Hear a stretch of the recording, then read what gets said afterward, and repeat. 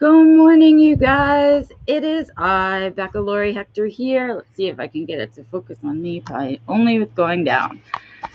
Oh, it's a morning already, you guys. Welcome to Growing Gratitude. Growing Gratitude is where I attempt to very publicly share the things that I'm grateful for from this week, no matter how shitty it was, and in the hopes of growing the gratitude in my life and inspiring you to grow the gratitude in yours. And so here we are on Sunday morning and attempting to do that. I've already had a day, you guys. I just want you to know that I've already had a day. Okay? I woke up this morning and I don't know. I didn't really sleep that much later than usual. Not really. And one of the dogs decided that I stayed in bed too long and had pooped in the house. So that's how my day started, with cleaning litter boxes and cleaning up poop this morning in the house. But other than that, I'm home alone. Antonio, as always, on the weekends is cooking in the food truck, and I am here by myself with the puppas and just hanging out on the deck. So let's get into it. Let's talk about the things that I'm grateful for this week. And the other piece of this whole what a morning already was that I'm waiting, and this is so weird unless you also have migraines.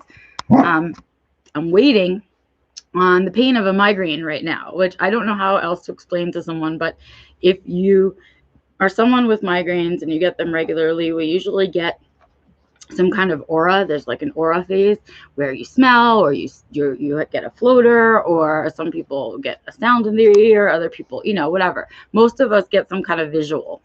So I had a floater this morning about 45 minutes ago.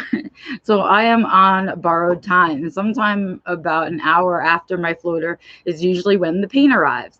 So that's kind of the cycle of a migraine, and how it works is like you get this floater, and the floater arrives sort of way before anything else happens. And it's great if you have migraines in the sense that they're really annoying, but they're also a warning sign that you might be getting one. And sometimes, if you're lucky enough and you take some Advil or something, you can kind of beat it from arriving. So that's what I'm hoping for today, is that that Advil kicks in and that I am free of migraine. But I'm in this borrowed time space, so let's take use of it. Yes, let's. Morning, Morgan, CV, Bernard, Bill, Burnett, everybody's here. Good morning. Let's talk about this week's gratitudes. They're kind of a mishmash of gratitudes because I had an interesting week for myself. I did a lot of introspection this week. I think that as autistic people, we find ourselves in phases and moments of our days where we are, where we have kind of internal processing of our external life. How's that? That was a pretty fancy way of saying we think about shit a lot. So most of the time I try not to get into that loop, but this week has been a very pensive week. I've been really internally pensive about kind of processing this new job and making this, kind of completing this transition over with leaving a lot of the autism stuff behind and whatnot. And so I've been sort of in my head a lot, because what I tell you guys often is that when something isn't right for us and we're done with it and we leave it right behind, what we're doing is creating space in our lives for something else to arrive. And that is exactly the space that I'm in right now, right? I've sort of closed a bunch of doors in terms of autism advocacy and what I'm doing in there. And I've been very, very deliberate and conscious and aware of choosing things to stay involved with in terms of autism that are in alignment with the life that I'm trying to live. And so there are things that I'm hanging on to, or the things that I think I still have value to add to. So like the self-defined living course and all of these other things, our live streams and all of that stuff. But what I realized was that I was sort of creating space for this new job, and for Antonio, the new ownership of the other space and all of that stuff, figuring that I'd need a lot more space. And now that that's sort of playing out, what I'm finding, and here is the important piece, is that I haven't really slotted out enough space for things that bring me joy, things that make me feel fulfilled, things that I want to explore as Becca. Like, what do I want to know about me? So I started to think about that, because what I told you guys is that we tend to occupy ourselves if we're bored with things that aren't necessarily healthy, right? And so even thinking about all of this swapping over and whatnot, I also want to be in the moment of it. So I don't want to think about it too hard. I want to be living it too. But I always coach myself the way that I coach you. And I was thinking a lot about where are the spaces that I need other stuff. So here I've started to do some things differently. There is a part of me as a writer that I want to explore because I'm scared. I have always said, I can't write fiction. I can't write fiction. I can't write fiction. But I'm going to try. That's my new thing. I don't know until I try. Won't know if I like it. I won't know if I'm good at it. I won't know if it's more fun for me than sort of this very nonfiction writing that I usually do. But I'm not going to know that until I try. And so I've sort of always had this self-imposed challenge of I can't write fiction, but I read a lot, and I don't know that that's necessarily true. Fiona, quiet. Thank you. My neighbor's outside, so Fiona's got to say her hellos up there. And so I want to explore that space a little bit. And so this week, I did a lot of things that I'm grateful for. I'm grateful for the courage that I had this week, actually, and why it's belonging into gratitude and not necessarily on being back alive. Is that I'm grateful for my self-coaching, right? That I can kind of step aside as Becca experiencing things and talk to myself as I would coach myself. And when I do that, right, I find nuggets of truth and knowledge, and also places where I'm hiding trauma and things. So I am into this whole writing thing. And so what I decided is I need it to be a really active space. And so I said, where in my life am I needing that break? And where can I be thinking about adding some of this in? So here's what I did, you guys. Wait, I had to write a list. What I decided to do this week was to, besides pushing myself as a writer, was to do some of the things that I know I can do to get myself moving forward in this particular style of writing, right? And I did. So I found a really great website that I like that has some really interesting writing pieces and people writing on it. And they also happen to have writing contests, and they're not overly long writing contests. Some folks do a writing contest and they want like a 3,000 word story or something like that. And that's not really an easy way to dip your toes in the water of fiction. I don't think that feels very big and long. So what I decided to do was check out some of their shorter story contests. And I found this website where the contests and challenges are more frequent and also less long, like the requirements are less long. So really interesting website, really enjoyed it. I think I'm going to make a membership, which I don't do often. I don't usually pay for stuff. I try to do as much as I can for free, so we'll see. So I'm looking into doing some contests, because as a writer, oops, I just kicked the whole table and all that. As a writer, I find it difficult to write without a deadline or without a purpose. And I think that's the autistic part of being a writer, right? That's being an autistic writer, not just being a writer. And so though I know most writers say you should write every day if you want to be a writer, I don't do that. It's a terrible habit. I should start doing it. But at the very least, I should be thinking about writing every day, right? And so what I decided to do is that on the days that I'm at the vet's office, what I noticed, so here was my combo fix-it plan. I noticed that on the days that I'm at the vet's office, when I get my lunch, I'm not using it productively, right? So I do get a lunch, I get a half-hour lunch. Some days we get a little more if it's having a slower day or whatever. But it's a half an hour that I can do other things besides just eat my sandwich and sit there and chit chat with everybody, right? It's a half an hour where I can do other things. And so I thought the other part of that is that when I don't take a break, a proper break, and like walk away from the building, go sit in my car, go sit outside, whatever, when my break is over, I don't feel like I had a break, right? Like I really need that half an hour to just be Becca, like being, right? Not running around like a crazy person or being part of a social conversation or any of those things, but I need that half an hour sort of as a recharge midday, right?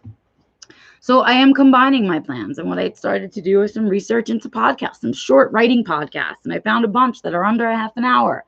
So now every day that I'm at the vet's office, on my lunch hour, I sit there with a little notebook and I take notes as I'm listening to a different podcast by a different author and about a different topic every day at lunch, so that I'm thinking about writing, and that inspires the stories to come and it inspires the writing to happen. So that's something that I'm feeling really grateful for, because I need that useful lunch hour. I need that lunch hour to not be wasted, right? I need to use it for the right things. And so listening to these podcasts is been very helpful. And so that's how I'm beginning to add it in. And then on the days that I'm off, I'm trying to, if I'm not sitting at the computer writing, I am at least working in my writer's notebook with an outline and thoughts and ideas and things like that. So I'm on it, you guys, and I'm feeling the difference already. It's only been like a week and a half, but I already feel the difference, if that makes sense. I already feel my brain being exercised in different ways, and I think it's fucking awesome, right? So I am excited. I'm excited to continue to add these kinds of little things into my life. And so that I'm grateful for that. I'm really grateful that a little very simple, right, and a very free fix to where I was feeling discomfort in both areas, right? And a really tangible way to shift my brain, and a tangible way to do more of what I like, to do more of what I want to be what I want to be doing, right? So I think that'll be really, I can't wait to see what comes of all of it, right? I can't wait to see what comes of fruition of these kinds of things. Maybe I'll share my stories with you guys when I start writing. So, thank you guys. Thanks, Evie. Thanks, Bernard. I'm excited for me too. I'm just excited to explore this part of me as a writer and see what comes out. It should be really interesting. What else? Oh, okay. So in this grand effort to sort of balance, right? I talk about balance a lot, to create that balance, right? The next thing that I did is I put a big notice on my website, and I am not taking new one-on-one clients. If you are a current client, or we're already in conversation about scheduling an appointment, or I've seen you before, but I haven't seen you in a while, none of you have to worry. It's just, if I have never, ever, ever seen you before, we have not had a one-on-one before, not even an email about a one-on-one before, that's who I'm not taking right now. I just don't have the spoons to be coming into doing self-defined living, the live version, and taking on any new clients right now. So that was another thing that was worrying me and bothering me, was that I hate saying no to people when they actually need me. And so when people come to me for a one-on-one, they usually really need me, right? And so I was feeling bad about how to fix all of that. And what I decided is I just can't take on anybody else. I can't start a new relationship with somebody right now. I don't have those spoons. But I can maintain the ones that I have. So I put a giant notice on my website that I'm not taking new clients. And I'm letting people know via email that I won't be taking new clients for a few months, right? My clients don't stay with me forever, and I don't want them to. It's not about being with me continuously for months on end or years on end. And so things will switch out, and when some people leave, I'll take new people in. But I realized that when I would get an email from someone coming in that was a new client, I was like, oh, and I made that face because I just don't have the energy to tackle a new client. And so rather than giving people a half of me or a half version of me and just taking their money, I'm not going to take on new clients until I feel like I have the energy to really handle new clients, if that makes sense. So I'm grateful for that. I'm grateful that I'm doing something about my lack of spoons, and that I also have created a life in which I can do that for myself, right? Where I can say, I need to limit this work and limit that work. And I'm okay saying I can't do all of that, right? And that took a long time to get to. So I'm really grateful that something as simple as a little sentence that says, I'm not taking new clients, can really relieve a lot of anxiety for me when I pay attention to the why behind it, right? Why? So that was my next gratitude, is for really just having created a life that I have that control over, right? Okay. Here's the next thing that I'm grateful for. So you guys know I have a whole bunch of animals. And of course, everybody, I love all of my animals. But there are some that I feel closer to. Walter, for example, is my soul dog. We understand each other on many levels. And he's sitting right here as I talk about it. He's my dude, right? My other dude is my cat Schmidt, who's staring at me from the window right now because he likes to go outside. He's a big old tuxedo Maine Coon mix, right? And he's now into his senior years. He's over 10 years old now. And he's already had one big surgery, and he has a heart murmur that he was born with. So anesthesia is not his best friend. And so I noticed the other day, he's got a rotten tooth in his mouth. And I hate putting him under anesthesia, but I also don't want him to live with dental disease. So I approached my vet and I asked her if there was anything I could do or blah, blah, blah. And she said, we've gone about hiring an anesthesiologist as a specialist to come and do his anesthesia during his procedure. So this week, my Schmidt is going to be going under anesthesia at my vet's office. While I'm right there, we're going to do a quick dental on him and get rid of that yucky tooth. Make sure there's no others in there on him. And I'm nervous as fuck. I just want you to know that in this moment when I'm taking my own cat, and because I know so much about veterinary medicine, I am nervous as fuck that this Thursday he goes in there and I'm going to be there. And it's all very nerve-wracking to me, but it came up and the first thought that I had was, oh my God, thank fucking God I can afford it. Right? And that's what I'm grateful for. I'm grateful that he has this need. And not only do I have access to a place where I can make sure he gets the care that he needs and the knowledge to do that, but I'm also living and have created a life in which I can afford to do that for him financially, where I don't have to ignore his mouth problems because I know there's no way that I can buy his food and do his dental, right? Well, that's not the case for me this month, right now, right? This week as I go to take him. And I'm feeling really grateful for being able to afford to take him so that he doesn't have to suffer, and thereby I don't have to suffer, and thereby nobody has to suffer, right?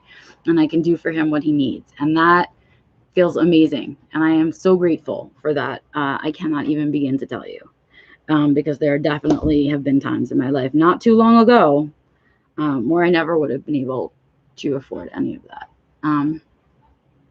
Yeah. Anyway, my last gratitudeness really just goes to my pets this week, which is weird, but not weird for me. As I told you guys, I had a very pensive inside my head, very whatever week this week. And my animals loved on me like nobody's business. And so I had a week where I had a lot of internal challenges where I was thinking about things a lot and working really hard inside my brain that no one else was noticing, except my pets. They knew that there was brain juice happening in there and things were happening. And so they made sure to make me feel loved this week. And I did. Along with Antonio, who, this is my last gratitude, goes out to Antonio, who also made me feel loved this week. And this is weird. This is a love language thing. Like, what appeals to you in terms of how you interpret love, how you feel love, what activities of the person who loves you shows you that, right? We all have our different love language. And for me, when folks notice that I'm having a challenge or I'm feeling tired, or when they just think about me randomly for no reason at all, right? They've seen something that reminds them of me, or they heard a song or whatever. That's my love language. It's not when I need someone to help me move and you show up that one time, right? That's not love language to me. Love language to me is this consistent small stuff throughout the year, right? And so this week, not only did I get love from my pets, but I also got a good old chunk of love from Antonio, who is running around himself like a crazy person and doing everything he can to keep the shack running and all of this stuff, as well as keeping the house running on the days that I'm not here and I'm at the vet's office for 12 hours at a time or something, right? He's really been on top of all of that. And this week, while he was out doing our grocery shopping, he saw a Star Trek magazine that celebrated the 55th anniversary with Spock on the cover, the original Spock.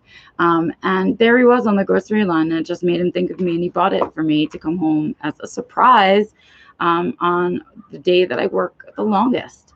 And that made me feel really special and really loved and really thought about, even when I'm busy doing something else and not right in front of his face. And that's when it means the most to me, right? That's when it really says I love you to me the most. So I'm grateful for that little show of affection from him this week, and just that we both continue to be really in touch with each other, and just really closely bonded, I guess, no matter how busy we are.